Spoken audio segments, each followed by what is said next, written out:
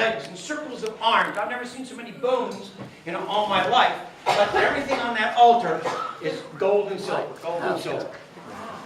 Okay? Unless you want to be in the picture. This is at the Palazzo Museum. That museum I was telling you about with all the Inca ruins. You can see some of the artifacts that they happen to have in that place. This was our first food, our first meal. They love to eat or drink chicha. It's a corn, kind of a corn drink right here. It's red. And you see on the table, they serve you half-popped popcorn as an appetizer at the restaurants. This was mashed potatoes in a mashed potato roll, and I have never eaten ceviche. I never thought I'd eat raw fish. It's delicious. They have the best sauces. I don't know what they do with the sauces. A lot of lemon, a lot of lime, and all kinds of unique things. But it was very, very good. Those are the empanadas in the upper picture. You see chicken rice, and French fries, kind of fattening. And then I want you to see the corn. You can see the corn right here. And here's a vegetable soup, and then some trout. And there's the quinoa soup that they had, and it's not bad. Yeah. That was the meal I was telling you about, where they unburied the meal outside, and then you can see the meal in the lower right-hand part of the picture. That's what transportation looks like. If you call a taxi cab, you get one of these things. That's a taxi cab. And you don't wiggle in that boat. No, you certainly don't. I watched, there's a crazy show called Naked and Afraid on television. I know. I would not do what they do, but I saw them drinking out of vines. I never knew that there was a water vine. And that's what that boy is doing right there. He's drinking out of the vine. This is what an Amazon village looks like. Some of them are up on stilts because they have terrible flooding in the springtime of the year. Look, there's the walking tree on the left, the great big buttress tree in the middle, and look at all the thorns on that tree. Perfection. Look at the animals. I had never seen wild sloths. I couldn't get a very good picture. Here's one and there's one. Look at this thing. That's an alligator iguana. How long is it? About 18 inches. They can bite. It would cut your skin a little bit, but it's not poisonous or anything. I've never seen one before. Our guide jumped off the side of the boat, grabbed that alligator out of the Amazon River, brought it onto the boat so each of my students could hold an alligator. I was the only wuss in the group who wouldn't hold the alligator. Look at the vine snake. There's a piranha. Here's the anaconda that we found. Right here, and there it is up there. Do they hang from vines or trees or whatever and drop down on you? Some of them can. Oh. Some of them can. I went to a rural village, very rural village. That's the Amazon River to the left, that picture. They had a little bar in that town. That was a schoolhouse, and they had a little local band. This is what our hotel looked like in the middle of the desert. But this is what our hotel looked like out in the rainforest. And you could see the mosquito netting. Because I had to tell everybody, strip down to your underwear, stand there and just spray all over. Then when you put your clothes on, spray all over again. Because there's a mosquito that comes out in the morning and there's a mosquito that comes out at night. And you have to be very careful. Where's the water come from in the desert to fill up that pool? Underground irrigation ditches that the Incas built. Or the Indians that live in that region built. Springs. Yes, springs, yeah. Now, that's the desert. Can you see the spider up here? They don't come out. Here's a whale. There's a spider up there. Or that's the alien, excuse me. Here's a hummingbird. Oh my goodness. How old are they? 500 years before Christ. Oh, wow. Yeah, 500 years before. I looked that up this morning to be sure. Okay. And you can see the different things. Can you imagine how many people it took to do that? Hundreds, thousands. Look at what they did. You see right there?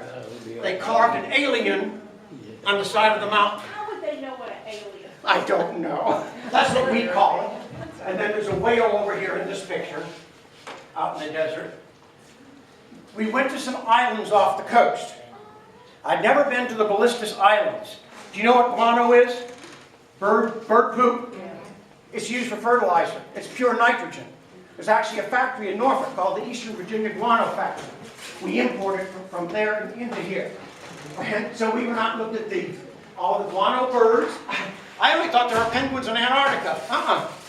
Those are the Humboldt penguins that live on the equator. And then they had sea lions on these islands off the coast. If you like tuna fish, some of the best tuna in the world comes from off the coast of Ecuador and Peru. Wow. Okay? I'm in the desert. Well, part of this is all desert. The desert extends for 600 miles down the coast of Peru. And this was in an oasis, and they built it up with some hotels. This is, what's the greatest cause of death of people in a desert? Dehydration? Worse. Flash floods. You're right, what does flash flood do? It just fills upstream. Excuse me. That thing is called a wadi. They tell our troops in Afghanistan, don't drive down a wadi. It's a dried up riverbed because 50 miles upstream it may rain and all that water comes rushing down, you could be swept away. And the greatest cause of death in the deserts of the world is drowning today. Okay? Again, look at, there's been an earthquake in Peru. When you have no money, you move out to the desert, and you just build a little shanty. You don't have to pay any rent. They were desperate. There's a city called Arequipa. It's called the White City because most of the buildings are painted white. It's in the middle of the desert, at the foot of 3 alive volcanoes. The most alive is El Misti.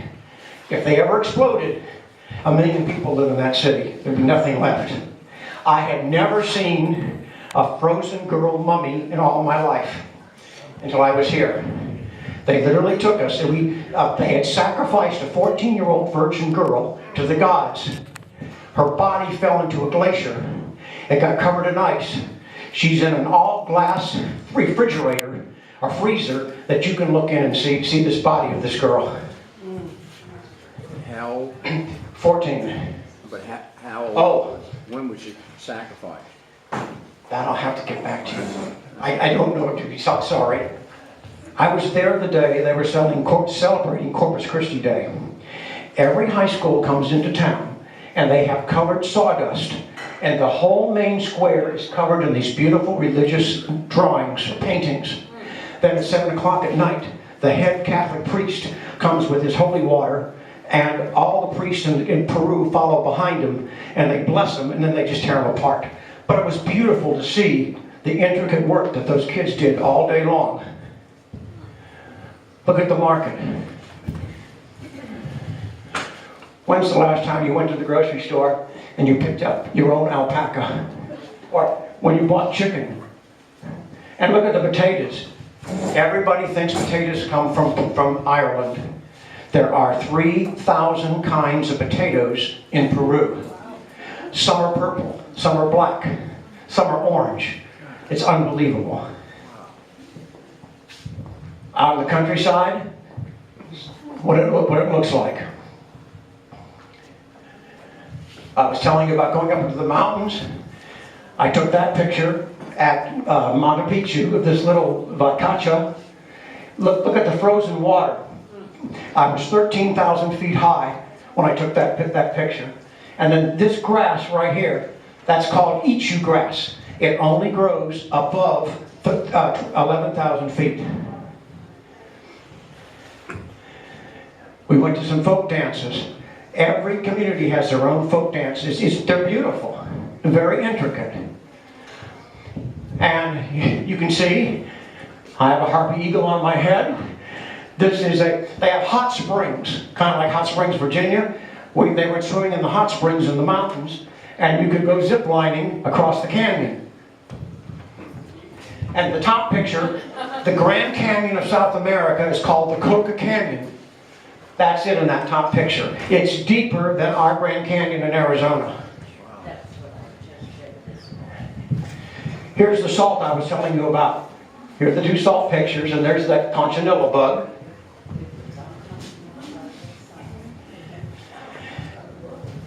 The Incas were the first people to create terracing. They discovered, let me go up to the camera. They discovered from here up to the top, the temperature changed 10 degrees. So they learned to grow different crops at different elevations because of the different temperatures in that part of Peru. And then again, I'm just taking a picture of all the hats in the different villages. It got so cold, two of my students jumped off the bus and they bought alpaca blankets because it was so cold up in the mountains. Could he bring, And those are on the islands. Those are the Uros Islands. As you can see some of the pictures. It's really beautiful. could he bring his blankets back through customs? Yes, you could. Yes. Oh, let me see. Did I do that right? Now, I don't know whether you'd be interested. My guide, I've used this guide for 19 years. If anybody wanted to go to Peru with me, I would take you to Peru for 7 days. He's got an old people's trip, which is much slower. See, I take college students. I can't give them 1 free minute, or they get into trouble. But he's got a senior citizens group trip for 7 days to Peru. I don't know whether you'd be interested, but if you'd like to see Machu Picchu at a slow pace, it's kind of, you have to be able to walk. Okay, but they cart us up the mountain in a bus. You know what switchbacks are? You know a switchback on a mountain road? There are 22 of them. And the bus backs up, and you think you're going to fall off, but you don't. But if you want to go to Peru with me, he tells me the best time to go is in the fall, like September. The tourist crowd is gone, the rainy season hasn't started. If you'd like to see some of these things that I shared with you, you don't have to at all. But if you wanted to, I'm willing to go one last time. I asked Peggy if it was all right to ask you all, and the church was nice enough to make some little handouts. If you'd like to go and see Machu Picchu and Cusco and go out to the markets, I'd be glad to take you in the fall. I put my name on a little pamphlet. Peggy, you want to give these out if you don't mind? Let me have one, Fred. Would anybody like to ask me any kind of a question?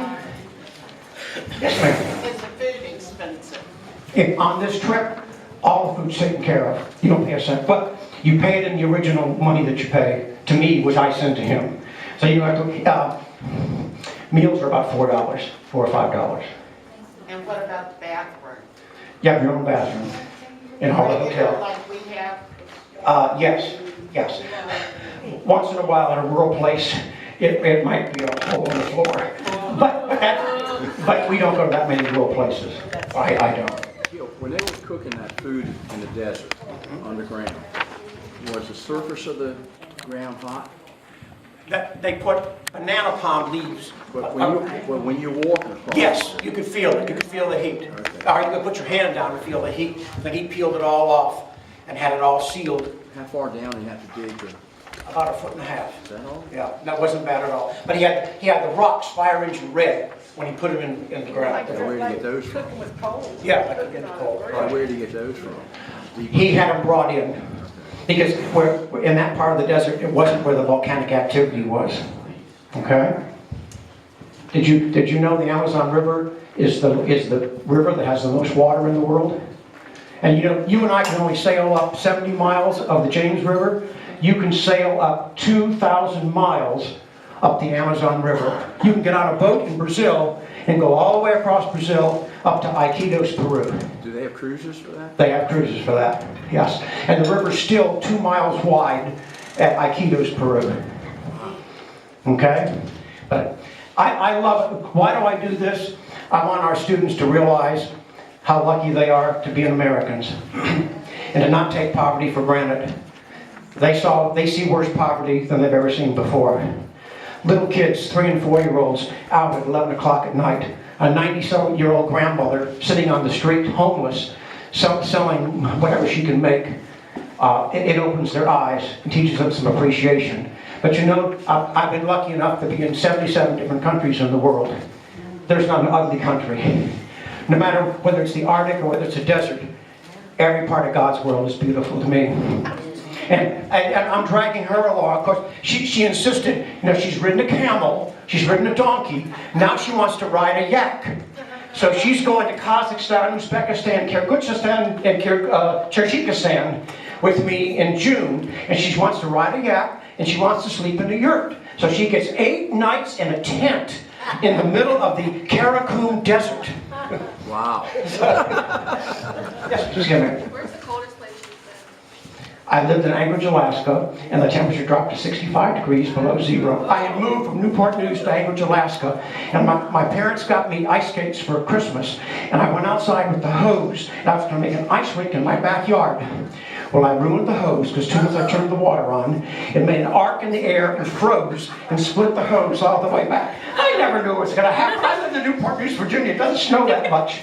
We never missed a day of school. They put snow plows on the front of the buses. My mom called in one day and said, we have 37 inches of snow on the ground. There's not going to be school today. I said, why not? I never missed a day of school in the winter in Alaska. Okay. Becky tells me to shut up. Thank you all for listening.